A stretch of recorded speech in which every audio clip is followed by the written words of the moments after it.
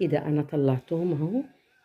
دي لسه سخنة اهي، فانيليا اللي بالشوكولاتة، ودي فانيليا بس دي انا فتحت عليها الفرن فهبطت شوية، بس تطلع 3 طبقات او 4 كمان اهي، وطريين جوسي خالص. طبعا انا دلوقتي هسيبهم يبردوا خالص، وبعد ما هيبردوا هلفهم بالاسترتش وهسيبهم، لان بكرة ان شاء الله هعمل الكريم شانتيه، هنبقوا مع بعض ان شاء الله. يلا بينا نشوفوهم اتحضروا ازاي. مساء الخير، مساء الفل، ازيكم حبايبي؟ يا رب كلنا نكونوا بخير. النهاردة أنا واقفة بجهز الكيكة بتاعة التورتة بتاعة عيد ميلادي. بصراحة أنا بعملها أحلى من بره، فأحيانا بشتريها من بره وأحيانا بقول لا أنا اللي هعملها، عشان أنا عايزة شكل معين، فبحب أعمل الشكل اللي يعجبني.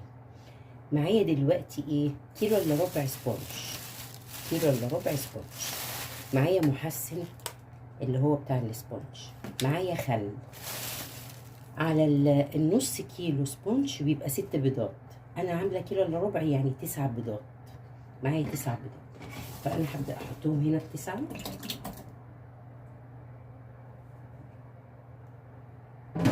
وهبدا انزل بمعلقه خل صغيره،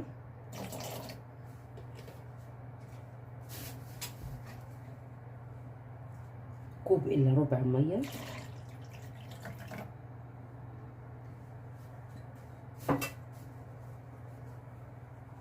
هنا المحسن هناخد معلقه كده مش مليانه، معلقه تانيه،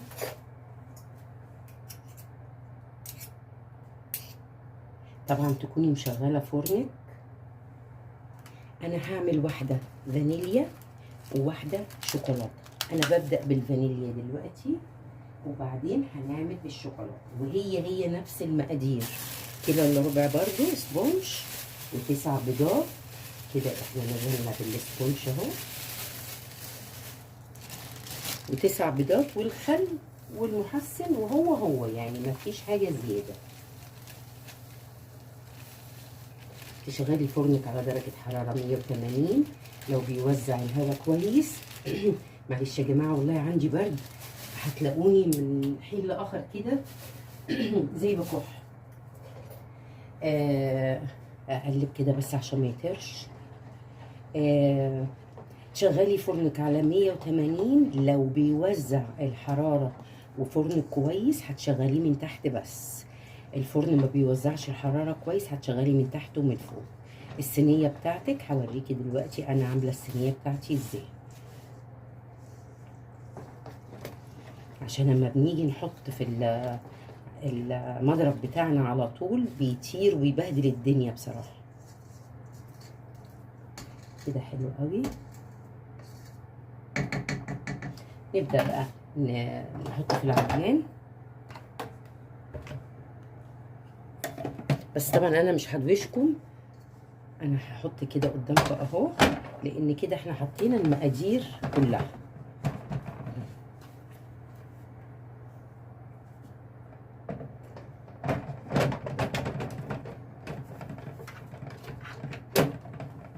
تمام كده، هبدأ بقى اعملها وهوريكم، يعني كل فترة هوريكم. انا عايزة اقول لكم ان النص كيلو سبونج عليه نص كوباية مية، ومية من الحنفية عادي مش مشكلة يعني، ماشي. انا كده بقلبه تقليبه اهو، بصوا بقلبه من تحت عشان اتأكد ان مفيش اي حاجة ناشفة تحت دقيق، وارجع اشغله. هتاخدي وقتك في المضرب، يعني تشتغلي في المضرب بتاع مثلا، مش هقولك هو المفروض تشوفيه عامل فوم وعالي جدا، وبتاخدي وقتك ما تستعجليش عشان تطلع معاكي كويس. هبدأ اخلط تاني ونرجع لكم.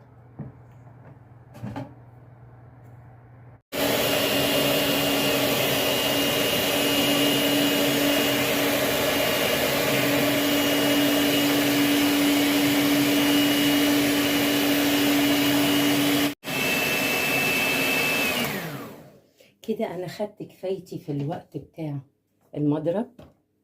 هبدأ اعمل، بصوا عامله ازاي كريمي وجميله. هنبدأ بقى نعمل ايه، اوريكم. عشان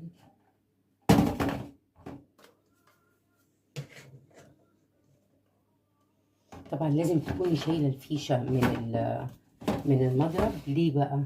لان احيانا الواحد بيجي يشيل الحاجه، صبعه يجي على الزرار، العجان يشتغل لوحده، فخدوا بالكم. انا تملي اشيل الفيشه حرصا يعني وافضل. اهي بصوا ما شاء الله شكلها. هبدا بقى اعمل ايه، الصينيه بتاعتي دهنها زيت وعاملاها بورق الزبده، ومعليه الورق شويه عشان لو علت ما تطلعش على بر. بالسباتيولا، بسم الله. الصينيه دي مقاس 26. انا عايزاها عاليه عشان تبقى طبقات، تاخدي منها الطبقات اللي انت عايزاها. وطبعا العجان مش هغسله لان انا هعمل فيه نفس اللي انا عملته دلوقتي، بس اللي هي بالشوكولاته. فعادي جدا تستخدمي العجان تاني وهو كده مفيش مشكله.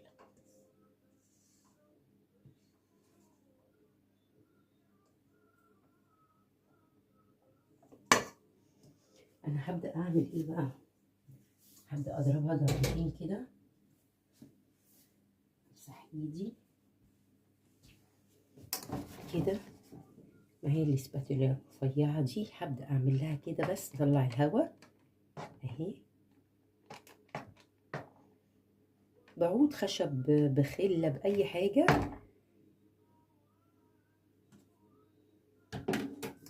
هبدا اهبدها هبدتين وبعد كده هدخلها الفرن على درجه حراره 180 ونشوفها بعد ما تطلع. طبعا انا عامله الفرن بتاعي على 180 تحت بس، مش مشغله فوق وتحت، وكنت مسخناه في الاول. وعايزه اقول لكم وافكركم، الكيلو الا ربع سبونج عليه 9 بيضات، عليه كوبايه الا ربع ميه، معلقه محسن مش مليانه قوي هرميه، نص معلقه خل. نحطها في الفرن ونبدا نحضر الكاكاو السبونج الشوكولاته. كده انا بدات احط 9 بيضات تانيين اهو، 9. هنا نص معلقه خل، انتوا عارفين ان الخل كمان محسن. هبدا انزل بالمحسن. هنا معايا كيلو الا ربع سبونج شوكولاته اهو، مش هحطه طبعا دلوقتي عشان لسه التانية في الفرن. والصينيه اللي عندي مفيش مقاسها تاني، عندي اكبر او اصغر فمش هينفع، مضطره استناها لما تطلع. بس انا هجهز الحاجه بتاعتي. عايزه اقول لكم ان انا هنزل لكم الفيديوهات دي كذا فيديو ورا بعض. يعني انا مش هنزل فيديو كامل كله، لا، عشان اللي عايز يشوف الطريقه تبقى سهله عليه ويتفرج على حاجه حاجه بالراحه ويعرف ينفذ الحاجات اللي بنعملها. طبعا كلنا بنعرفوا نعمله كل حاجه وكلنا شاطرين، بس احنا ما نحسبوش نفسنا كبار.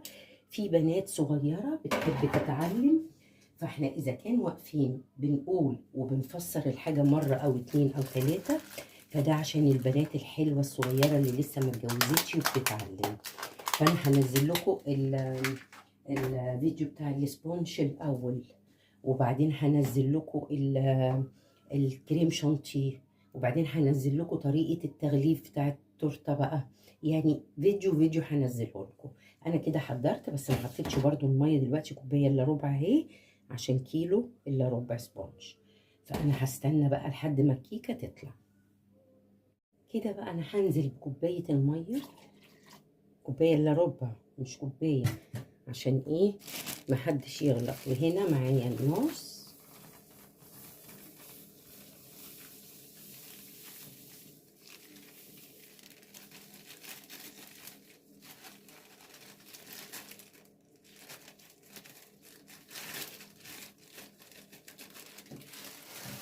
ده النص وده الربع.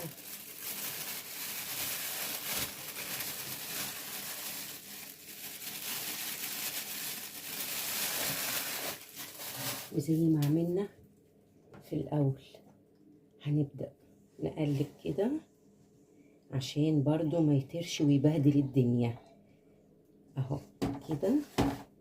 بعد كده نبدأ نضربهم بالمضرب، وما تستعجليش، خدي وقتك في المضرب عشان تطلع معاكي كويسة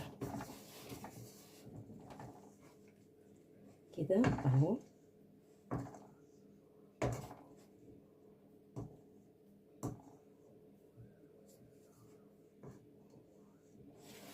نبدأ بقى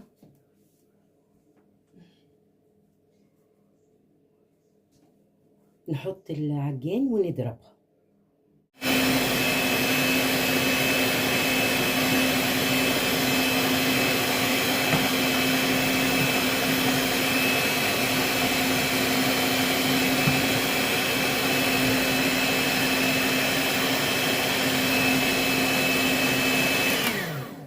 كده حلوة قوي. التانية انا طلعتها وحطيتها تتهوى. هبدأ اجيب الصينية بتاعتي بس الاول هبدأ انزل زي ما قلنا، نشيل الفيشة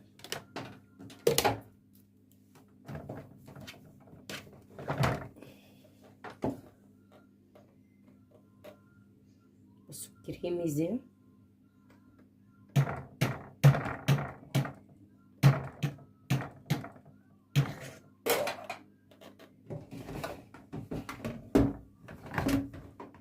كده حلو قوي ما شاء الله. بصوا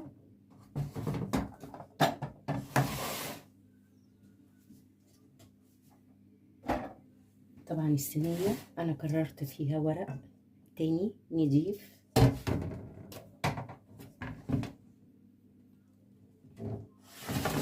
بسم الله.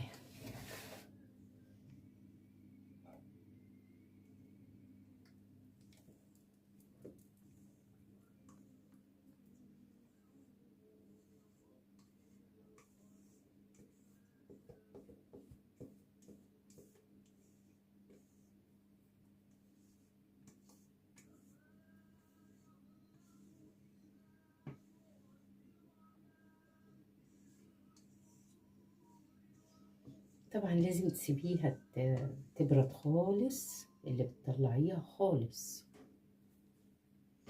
ما تجيش جنبها لحد ما تبرد عشان تبدأي تشيلي ورقها. وبعدين انا بغطيها بعد ما بتبرد كويس، بعملها بالنايلون اللي هو الاستريتش، وبسيبها. طبعا دي هتقعد يومين، يومين اتنين.